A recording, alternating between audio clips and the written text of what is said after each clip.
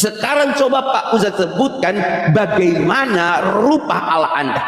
Kalau Allah Anda berkata bahwa Allah saya tidak serupa dengan apapun, itu artinya Allah Anda itu tidak ada, karena dia tidak serupa dengan apapun. Kalau dia ada, harusnya dia itu serupa. Bagaimana dia berbicara kepada malaikat? Bagaimana dia berbicara kepada Musa dalam Quran QS 2 ayat yang ke-54? Semuanya. Sebelum saya menjawab, ya Pak Pendeta, sebelum Anda mempertanyakan hal itu, sebaiknya Anda coba perhatikan Bible Anda dulu, perhatikan kitab Anda dulu. Kok berani kali Anda menanyakan itu? Ya, coba Anda buka di Keluaran 33 nomor 20. Apa di situ dikatakan? Lagi firman-Nya, engkau tidak akan dapat melihat wajahku. Kalau ada yang melihat wajahku, maka akan koit. Dua keyakinan di mana keduanya saling beradu argumen perihal rupa Tuhan dan di mana Tuhan itu berada. Yang di mana pertanyaan ini sering dijadikan ujung tombak untuk menggoyahkan iman kita. Namun pendapat dari Pak Pendapat ini dipukul telak dan disapu bersih dengan penjelasan Pak Ustadz yang dari dan runtut. Enggan kemana topik panas ini akan membuka pemahaman seperti apa Tuhan itu. Itu katanya kan kitab Anda itu kitab kesaksian, maka harus dicari itu saksinya. Siapa yang lihat Elia di surga? Kayak gitu Pak Pendeta. Terus Pak Pendeta tadi ketika saya tanyakan, Pak Pendeta, Tuhan Anda ada berapa? Kata Pak Pendeta, di perjanjian lama, Tuhan saya dalam Ulangan 6 nomor 4. Hai Bani Israel, Tuhan kita Allah, Tuhan itu Esa. Itu kan kitab Yahudi Pak Pendeta, ya. Kitab di zaman Nabi Musa, kitab Ulangan Nabi Musa, ya. Kalau di kitab Anda udah bohong sama saya Pak Pendeta. Coba Anda buka di 1 Yohanes 5 nomor 7. Tuhan Anda itu ada 3. Coba saya bukakan dah. Nanti dikira saya ngibul pula. Ya teman-teman. Nih ya teman-teman, saya ketikin dulu ya. Susah kali. Tunggu. Mau bohong Pak Pendeta sama saya. Ya. 1 Yohanes ya Yohanes 5 nomor 7. Apa bunyinya? Apakah saya ngibul? Ya. Pak Pendeta, sebab ada 3 yang memberi kesaksian di dalam sorga, Bapa, Firman, Roh Kudus, dan ketiganya adalah 1. Ya, jadi di sini Pak Pendeta, sebab ada 3. Dibilangnya Esa, tapi di sini ada 3. Pak Pendeta, jangan bohong-bohong lah sama saya, ya. Coba Anda buka soal Yohanes 1 Yohanes 5 nomor 7 ya, sebab ada 3. Jadi yang ngomong itu kitab Anda, bukan saya. Kalaunya kita ambil dari perjanjian lama Pak Pendeta ya, kalau kita ambil memang di Ulangan 6 nomor 4, di situ dikatakan hai Bani Israel, Tuhan kita Allah, Tuhan itu Esa. Bahkan Yesus pun juga menyerukan seperti itu ya. Waktu Yesus ada, hai Bani Israel, Tuhan Allah kita, Tuhan itu Esa. Tapi setelah Yesus itu diangkat, Tuhan Anda jadi 3. Ya, buktinya di mana? Buktinya di 1 Yohanes 5 nomor 7. Ya, 3 Tuhan Anda. Kalau kami jelas Pak Pendeta, tidak ada dikatakan Allah itu 3, bahkan ditolak. Ya, Quran surah Al-Maidah ayat 73. Laqad kafaral ladzina qalu innallaha tsalitsu tsalatsa. Sungguh telah kafirlah orang yang mengatakan Allah 3 dalam 1. Ya, jadi Allah itu qul huwallahu ahad. Ya, katakanlah Allah itu Esa. Jawab tuh Pak Pendeta. Silakan Anda bantah kitab sendiri.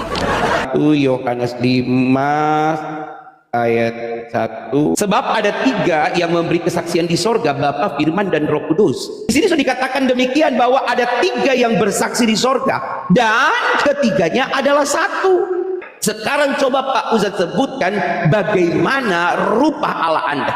Kalau Allah Anda berkata bahwa Allah saya tidak serupa dengan apapun, itu artinya Allah Anda itu tidak ada, karena dia tidak serupa dengan apapun. Kalau dia ada, harusnya dia itu serupa. Bagaimana dia berbicara kepada malaikat? Bagaimana dia berbicara kepada Musa dalam Quran QS 2 ayat yang ke-54? Bagaimana kemudian dia berbicara kepada Musa di dalam Al-Qasas 30? Bagaimana dia berbicara kalau dia tidak serupa dengan apa? Suaranya tidak serupa. Bagaimana Musa bisa menangkap suaranya? Oh, ini Allah yang bicara ini. Bagaimana bisa? Ya, jadi penjelasan-penjelasan seperti inilah yang kami inginkan. Kalau dia tidak bisa bicara dengan manusia, bagaimana Musa bisa mendengar perkataannya? Oke. Lanjut Pak Ustadz. Baik, gini ya, memang saya kelupaan tadi ya menjawab tentang walillahil masyriqu wal maghribu. Ya, wajah Allah itu ada di barat dan di timur gitu ya. Kemanapun Anda menghadap, maka disitulah wajah Allah kan. Al-Baqarah ayat 115 ya. Baik, saya akan jawab pertanyaan itu. Bagaimana bentuk wajah Allah? Baik ya teman-teman semuanya. Sebelum saya menjawab ya, Pak Pendeta, sebelum Anda mempertanyakan hal itu, sebaiknya Anda coba perhatikan Bible Anda dulu, perhatikan kitab Anda dulu. Kok berani kali Anda menanyakan itu? Ya, coba Anda buka di Keluaran 33 nomor 20. Apa di situ dikatakan? Lagi firman-Nya, engkau tidak akan dapat melihat wajahku. Kalau ada yang melihat wajahku, maka akan koit. Tuh Pak Pendeta, kitab Anda saja mengatakan kalau ada lihat wajah Tuhan maka akan koit, akan mate. Kayak gitu Pak Pendeta. Terus Yesus juga berkata Pak Pendeta di Yohanes 5 nomor 37. Apa kata Yesus? Bapa yang mengutus aku, dia yang bersaksi tentang aku. Kamu tidak akan dapat melihat rupanya. Catat tuh ya. Terus Anda tuntut saya, bagaimana wajah Allah? Mati saya ya kalau lihat wajah Tuhan saya. Kayak gitu. Ingat kata Yesus, wajah Tuhan itu tidak dapat dilihat ya, suaranya pun tidak dapat didengar.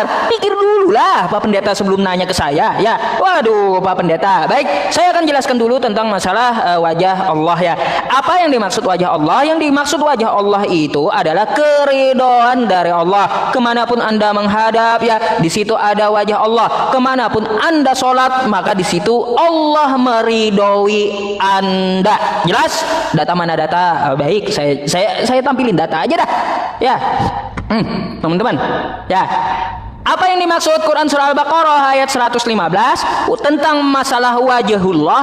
Wajhullah itu adalah ridho dari Allah. Makanya Al-Baqarah ya ayat 115 nih ya, yang dimaksud Al-Baqarah tentang masalah wajhullah adalah keridhaan Allah terhadap hambanya. Kemanapun kamu menghadap ya, di situ ada ridho Allah jika kita mengingat Allah. Begitu maksudnya Pak Pendeta. Jangan Anda pikir ya bahwa wajah Allah itu sama bentuknya dengan wajah kita. Beda.